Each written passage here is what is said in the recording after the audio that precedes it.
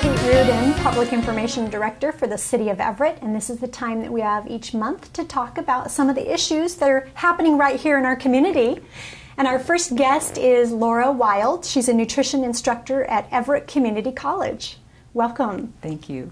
So we're here today really to talk about something special this month called Food Day. What is that all about?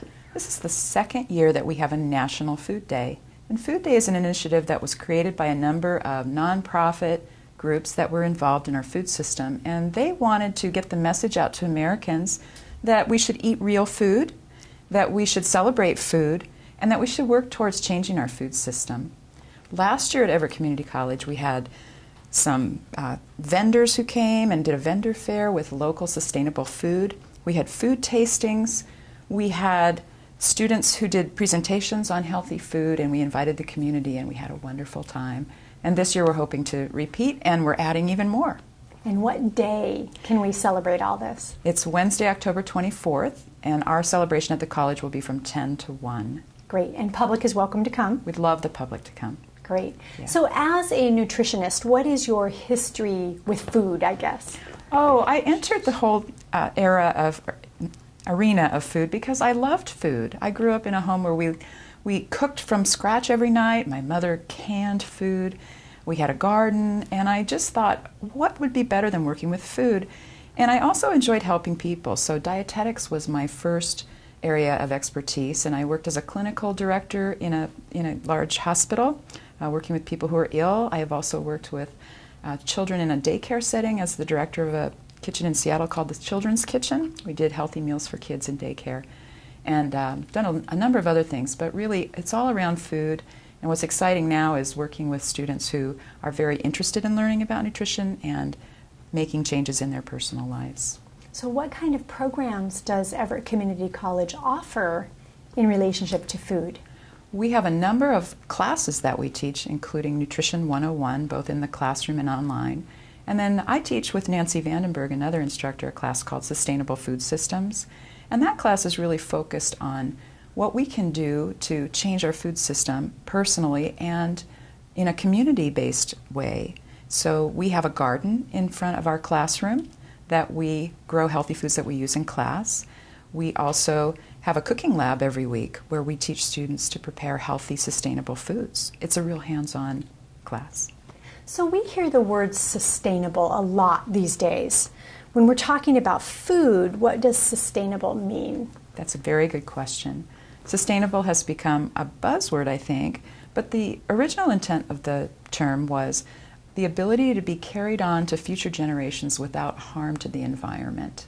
So when we talk about sustainable food systems, we're talking about food that can be grown, prepared, and eaten in a way that's not only good for our bodies, but good for the environment. How has, in your opinion, how has access to healthy and sustainable food changed over the years? And what are we seeing today? Yeah, we're seeing that healthy foods that you and I might have grown up eating are more costly now than processed foods. And that's not really an accident because our food policies set by our government have really subsidized the production of those foods that are used to make processed foods, corn and soy, etc.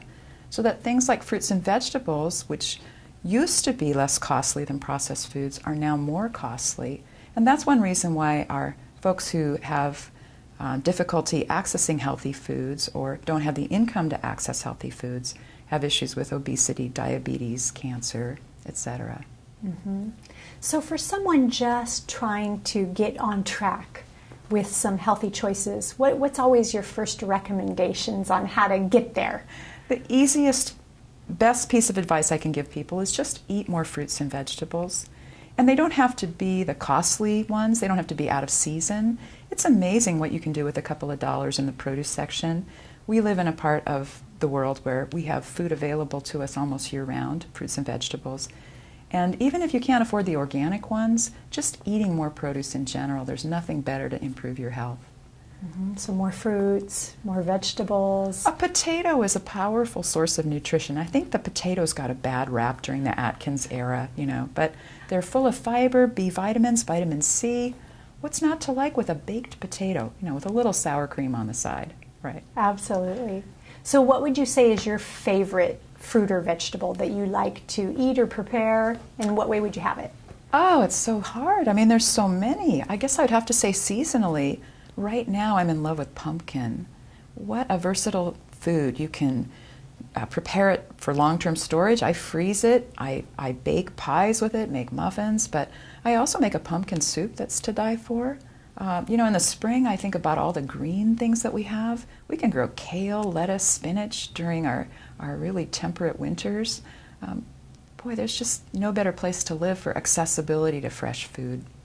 And we have quite an active agricultural community here in Snohomish County and Skagit up north as well. Yeah, we are very blessed to have not only a large and vibrant agricultural community, but there's so much interest now in making local agriculture available to people that just the number of farmers markets that we've had available to us in the last 5 years. We even had one on our college campus a couple years ago. It's exciting. Exactly. So what do you want people to take away from Food Day and really bringing the attention, at least for the month of October, on healthy access to food? Right. So I would hope that people would look around them and say, what is it that I am eating? Could I benefit by adding more fruits and vegetables to my diet? If so, do I know how to prepare them? Could I try a new fruit or vegetable this month as part of our Food Day activities? We'll be introducing people to things like kale and sweet potatoes and even kohlrabi. Not only adding to our repertoire of foods that we might eat, but also thinking about, can I cook them? So much of the food we eat these days is prepared for us, either when we eat out at a restaurant or when we go to the grocery store and we buy something already made. So I would love it if people would think about how they could prepare more of their own food. And of course, when you're preparing food at home, that also creates opportunity for shared family time and memories and things happening in the kitchen that are just great outcomes. Right. I have so much fondness for the times I spent with my mother in the kitchen. Not just my mother, my brothers too, sisters as well. I think about all the family memories that get made around food in a kitchen, at the dining room table. It's a rich time to connect with your family. And so that's another benefit of Food Day, to help us think about not only what we eat, but how we eat it and who we eat it with. Great, great. And you have classes that are available every quarter at Everett Community College. Right. We teach our Sustainable Food Systems class fall and spring quarter as well. So we would love to have community members who would join us. We'll be starting the last week of March, I believe, for our next quarter of Sustainable Food Systems. Great. And otherwise, we'll have the opportunity to catch up with you at Food Day. That's right. Yeah. We also have a film festival as part of Food Day, and that's beginning this Wednesday, October 3rd.